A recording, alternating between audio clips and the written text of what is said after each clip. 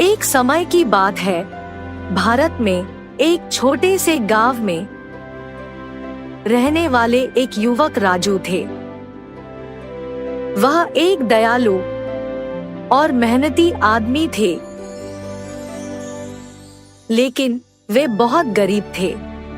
उनके परिवार को अपनी रोजी रोटी की समस्या थी और राजू अक्सर भूखे पेट सोते थे। एक दिन राजू गांव में जा रहा था जब उसने देखा कि एक समूह लोग एक आदमी के चारों ओर इकट्ठा हो गए थे जो गन्ने का रस बेच रहा था। राजू का मुंह पानी पानी हो गया।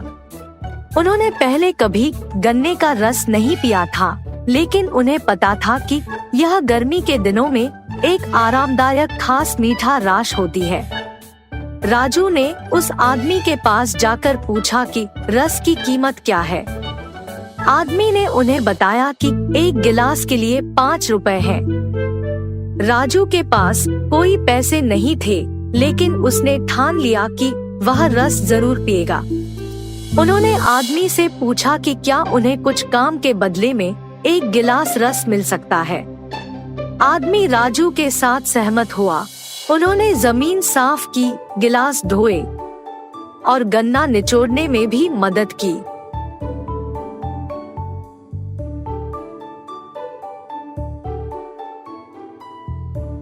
जब आदमी काम पूरा कर लिया तो उसने राजू को एक गिलास रस दिया। राजू ने रस की एक चुम्बन लिया और खुशी में अपनी आंखें बंद की। यह स्वादिष्ट रस उसके द्वारा कभी भी नहीं चखा गया था। उन्होंने आदमी को धन्यवाद दिया और फिर अपने मार्ग पर चले गया। पूरे दिन राजू गन्ने के रस के बारे में ही सोचता रहा। उसे और एक गिलास रस पीने के लिए सब्र नहीं हो रहा था। अगले दिन वह फिर से आदमी की दुकान पर गया और एक गिलास रस के लिए काम करने की पेशकश की। आदमी सहमत हुआ और राजू हर दिन उसके लिए काम करने लगा। राजू जल्द ही खुद गन्ने का रस बनाना सीख गया। उसने एक ठेला और कुछ सामग्री खरीदी और उसने सड़कों पर रस बेचना शुरू कर दिया। राजू मेहनती और रस बनाने में बहुत अच्छा था।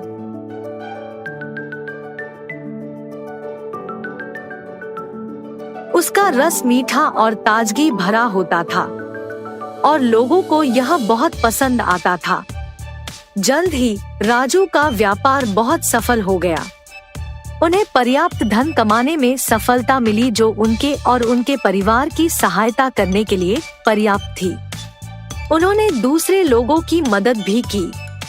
राजू ने अपने गांव में गरीब बच्चों की मदद के लिए एक फाउंडेशन शुरू की। उन्होंने अपने व्यापार से प्राप्त लाभ का उपयोग करके बच्चों को स्कूल जाने के लिए छात्रवृत्ति प्रदान की। उन्होंने एक कार्यक्रम भी शुरू किया जिसके तहत गरीब परिवारों को भोजन और कपड़े प्रदान किए जाते थे।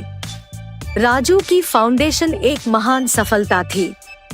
उन्होंने सैकड़ों बच्चों की शिक्षा में मदद की और उनकी जीवनों को सुधारा। राजू खुश थे कि उन्होंने अपनी सफलता को दूसरों की सहायता के लिए उपयोग किया। राजू की कहानी हमें याद दिलाती है कि मेहनत और संकल्प सफलता के लिए मार्गदर्शक हो सकते हैं, लेकिन सच्ची सफलता सामग्री संपत्तियों के बारे में नहीं होती। यह दूसरों की सहायता के लिए अपनी सफलता का उपयोग करने के बारे में होती है। की बात है, रामू नाम का एक लड़का रहता था। वह अपनी दादी के साथ रहता था। क्योंकि रामू के पास उसके माता पिता नहीं थे, इसलिए उसकी दादी ने उसे बहुत लाड प्यार दिया। रामू को अपनी दादी के साथ समय बिताना बहुत पसंद था।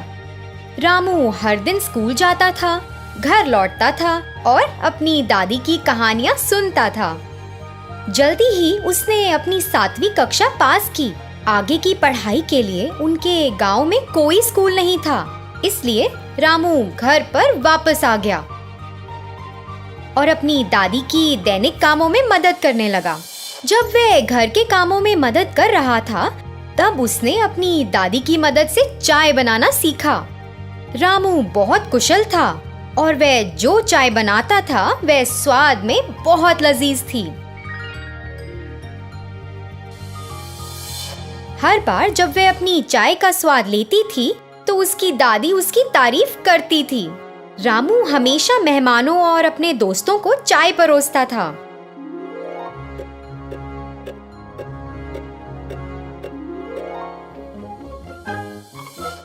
एक बार उसके अंकल दिवाकर ने कहा, आहा रामू, तुम्हारे हाथों में एक जादू है।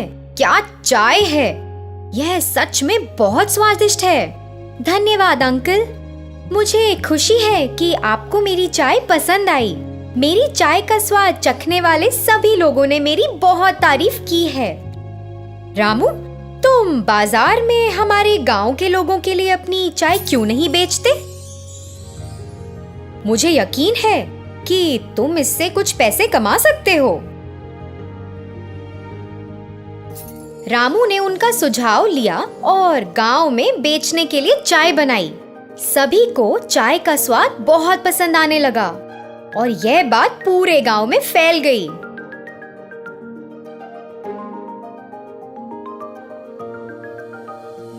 आहा, वाह, क्या चाय है!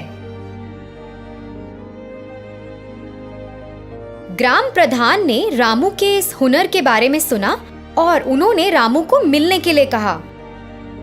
रामू, तुम्हारे हाथों में एक जादू है। तुम्हारी चाय कमाल की है। जी शुक्रिया। मुझे बहुत खुशी है कि आपको मेरी चाय पसंद आई। रामू, अपने भविष्य के बारे में सोचो। अब तुम बच्चे नहीं हो।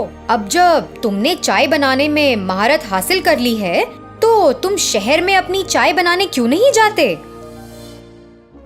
शहर के लोगों को भी अपनी चाय का स्वाद लेने दो और मुझे यकीन है कि शहर के लोग तुम्हारी चाय को बहुत पसंद करेंगे और तुम इससे अच्छा पैसा कमा सकते हो। रामू ने प्रधान के शब्दों के बारे में सोचा और उसे लगा कि यह करना सही है।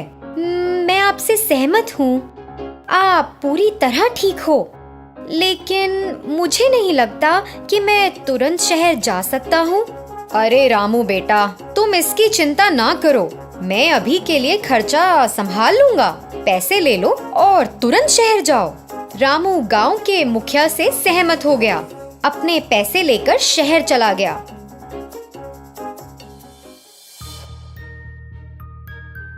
उसने चाय की थड़ी में एक व्यक्ति से संपर्क किया और उससे एक रोजगार मांगा।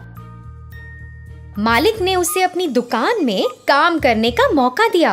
रामू तो बहुत खुश हुआ कि उसे एक चाय की दुकान में नौकरी मिल गई है। लेकिन रामू को वहाँ चाय बनाने का तरीका पसंद नहीं आया। दूध के बजाय वे दूध पाउडर का उपयोग करते थे। एक अच्छी गुणवत्ता वाली चाय पत्ती के बजाय वे सस्ती चाय की पत्तियों का उपयोग करते थे और कुल्हड़ के बजाय वे प्लास्टिक के कप का उपयोग करते थे। इतना ही नहीं, वे एक विशेष चाय बेचने का दावा करते थे।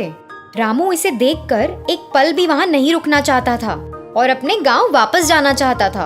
उस घटना के बाद रामू चाय की दुकान के मालिक को देखने गया। सर, मैं यहाँ काम नहीं कर सकता। मैं ये नौकरी छोड़ना चाहता हूँ।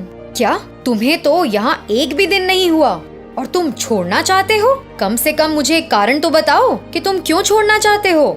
मुझे यह चाय बनाने का तरीका पसंद नहीं है। चाय बनाने के लिए आप जिस दूध का इस्तेमाल करते हैं वह मिलावट है। अच्छा, फिर चाय कैसे बनाई जाती है? हमारे पास रोजाना 20 नियमित ग्राहक आते हैं। क्या वे हमारे चाय के स्वाद को पसंद किए बिना ही रोज आते हैं? अगर हम असली दूध के साथ गुणवत्ता वाली चाय बनाते हैं तो सिर्फ 20 नियमित ग्राहक क्यों? मुझे यकीन है कि हम पूरे शहर को अपनी चाय की दुकान पर रोज पा सकते हैं। मेरे गांव में मेरे द्वारा बनाई गई चाय का स्वाद सभी को पसंद है। ओह, सच में? क्या इतनी कमाल है? ठीक है, फिर आइए देखें आप चाय कैसे बनाते हैं। मालिक रामू को रसोई में ले गया और रामू को यह दिखाने के लिए कहा कि वह चाय कैसे बनाता है। फिर रामू ने चाय बनाने की प्रक्रिया शुरू की। उसने शुद्ध दूध, अच्छी गुणवत्ता वाली चाय की पत्ती, शुद्ध चीनी और प्लास्टिक के कप की बजाय मिट्टी के बने कुल्हड़ का इस्तेमाल किया, जिसने चाय को शानदार स्वाद दिया। चाय बनाने की पूरी प्रक्रिया देखने में शानदार थी। मालिक और अन्य लोग जो इस प्रक्रिया को देख रहे थे वे हैरान थे और रामू की चाय बनाने की प्रक्रिया को देखते रहे। उसने चाय तैयार की और वहाँ के लोगों को परोसा। अरे वाह रामू, मैं तुम्हें गलत समझता रहा। मुझे सही में स्वाद बहुत पसंद आया। वास्तव में प्रक्रिया बहुत बढ़िया है। अब से हम तुम्हारे नुस्खे के अनुसार चाय बनाएंगे। हम अब पुराने नुस्खे का उपयोग नहीं करेंगे। तब से मालिक ने चाय बनाने के लिए रामू के तरीके का इस्तेमाल किया। लोग चाय की दुकान पर रोज जाने लगे। चाय का स्वाद लेने के लिए अपनी बारी का इंतजार करते थे और दुकान में खड़े होने की भी जगह नहीं थी। पहले से भी अधिक मुनाफा किया। रामू को एक अच्छा नाम मिला। उसके कौशल को पहचाना गया और लोगों ने उसके हाथों में जादू और उसकी चाय के दिव्य स्वाद के लिए उसकी सराहना की।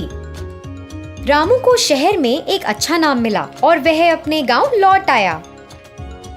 उसकी दादी को उस पर बहुत गर्व था और वे दोनों गांव के मुखिया को देखने गए और उनका आशीर्वाद लेने गए।